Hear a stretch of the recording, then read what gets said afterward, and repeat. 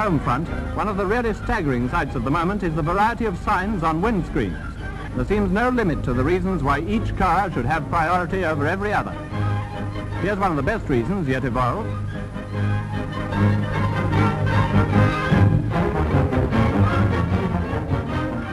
Of course, some signs can be most misleading.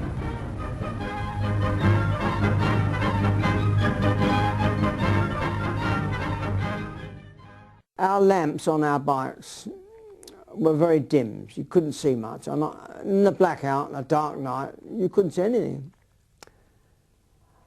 I was going along happily to work, and all of a sudden I was on the floor. I hit a bloke walking in the road. And the silly so-and-so turned around to me and said, "Look where you're going." Oh, dear me, we nearly had a fight in the middle of the road. We wouldn't have been able to see one though, anyway. All headlamps were reduced to slits of light during the blackout, and petrol was in short supply. This meant that Gadgets of the last war emerge as the rigours of the present conflict increase. Things are bad indeed when the old gas bag is resurrected to supply the motive power beneath your bonnet. However, to mention one of the good points of this antique invention, you can smoke without fear of touching off the gas. The bag contains the equivalent of 1 2/3 gallons of petrol. And if you wanted to drive 50 miles or so, they'd have to heighten the bridges for you.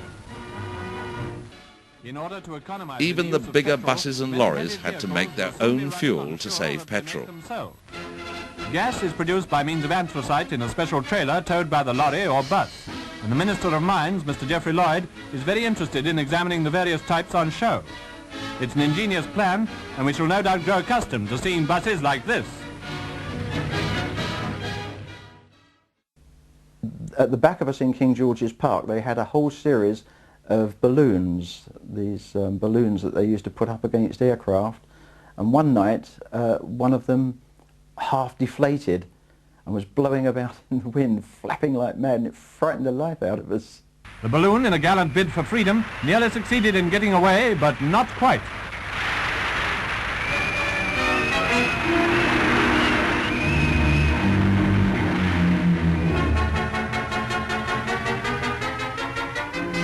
Even in circles as efficient as a balloon barrage unit, accidents will occur on rare occasions, and this is one of them.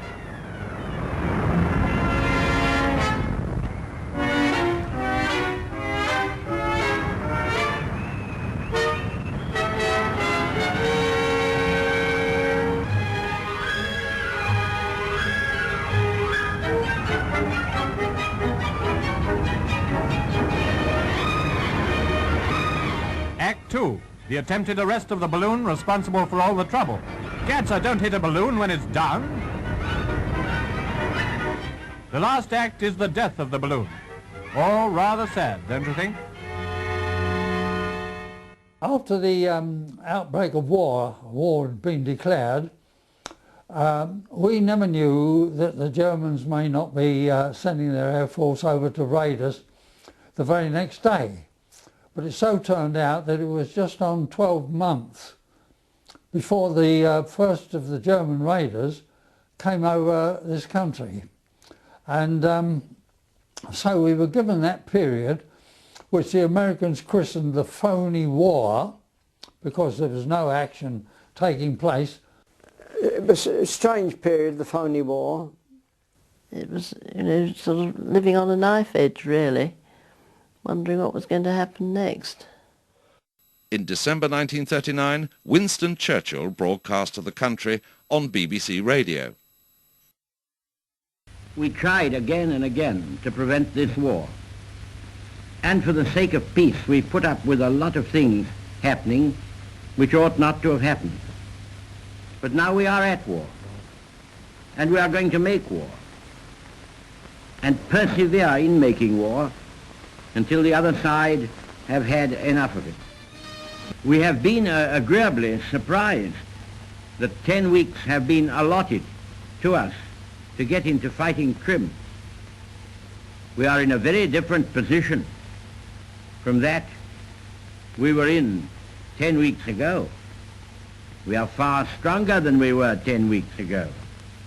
We are far better prepared to endure the worst malice of Hitler and his Huns than we were at the beginning of September.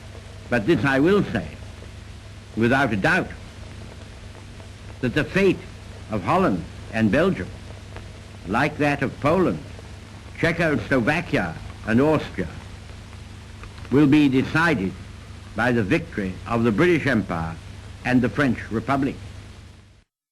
Now I was appointed as an instructor to the Auxiliary Fire Service. We took these lads on. They went through a modified version of the same sort of training that I'd gone through as a professional fireman in 1925.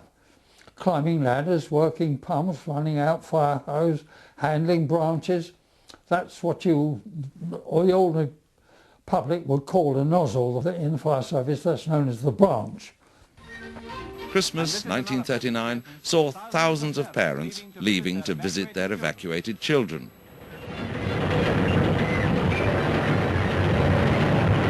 Families once happily united have been scattered by the war.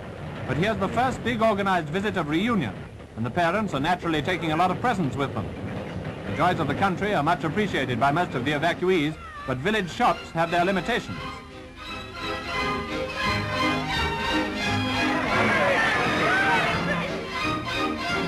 And when they arrive, what a reunion! Many of these divided families haven't seen each other since the war began, so now they have a really wonderful time. My wife said, oh well, I'm going down to see them, and she got on the coach in Ilford High Street and went down to Bradford-on-Avon and stayed with the children. She rang me up and told me we were there, so I said, will you stay for a couple of days and get them more or less bedded in, as it were, and I went back on duty. Touring reception centres for evacuated children, the Queen is given a very hearty welcome at Chichester.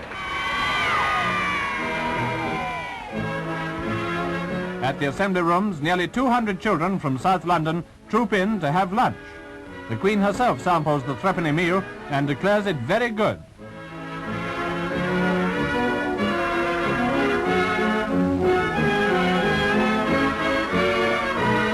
Her Majesty spends many hours talking with members of the Women's Voluntary Services, all of whom are doing such excellent work.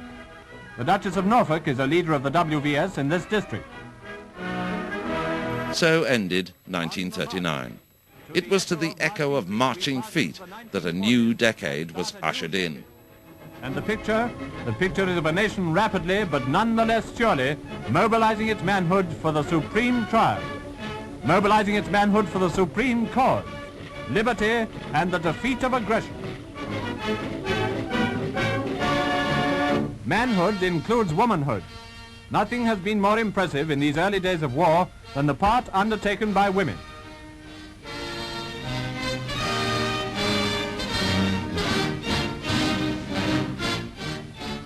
War has at all times called for the fortitude of women.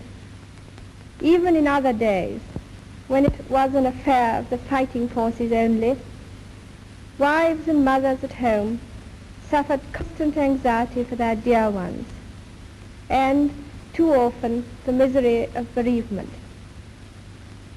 Their lot was all the harder because they felt they could do so little beyond heartening through their own courage and devotion the men at the front. Now this is all changed, for we, no less than men, have real and vital work to do. To us also is given the proud privilege of serving our country in her hour of need. Those were the Queen's words broadcast to the nation.